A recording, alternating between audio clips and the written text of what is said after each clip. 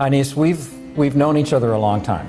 I first knew you when you were a graduate student in the Midwest. And I'm just thrilled that finally, instead of my being your guest in Indonesia, you are my guest here at Stanford. And I wanted to take this opportunity to ask you some questions about Indonesia. One of the things that is the most striking, perhaps, to anyone looking at Indonesia is its incredible diversity. Hundreds of ethnic groups, different languages, all the major world religions are represented in Indonesia, ecological differences, economic differences, and yet it's a democracy. And since 1998, one hopes that will continue, it has been a democracy, despite having had very little historical experience of democracy. So what's the secret to your success? Yeah, well, first of all, thank you. I really enjoyed being at Stanford here. Now, with regard to Demokrasi Indonesia, yes, it started in '98, and it has been years since then. But the foundations of that democracy was built long before '98. You mentioned earlier about the extreme diversity. Democracy requires some common ground to glue these nations together. Right. Otherwise, it won't function. Right. Now, Indonesia had its independence in 1945.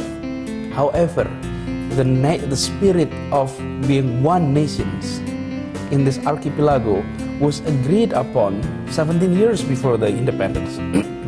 And there was a language was adopted there as common language.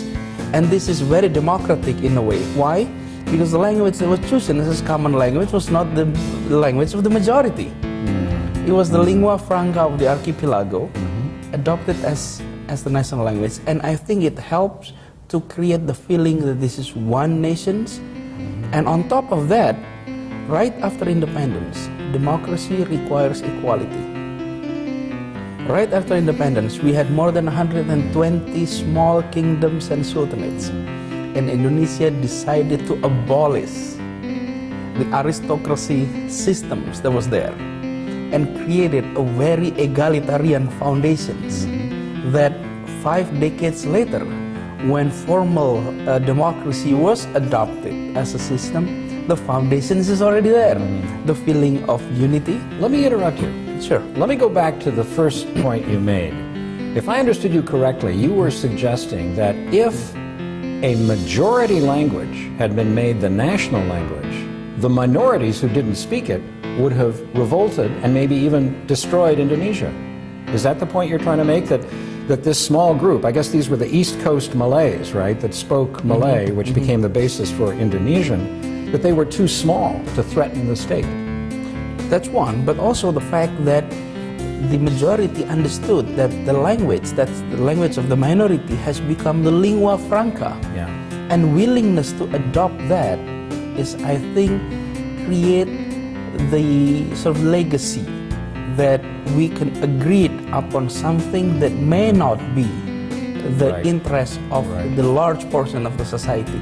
And that is a very important experience. Yeah. And that was done prior to the presence of a state. And that was more of a civil society thing. And I think this is also the other reasons why our Indonesian democracy is consolidating now, and I hope it will continue, is it has this vibrant civil society. The civil society that has been very active in promoting democratic values.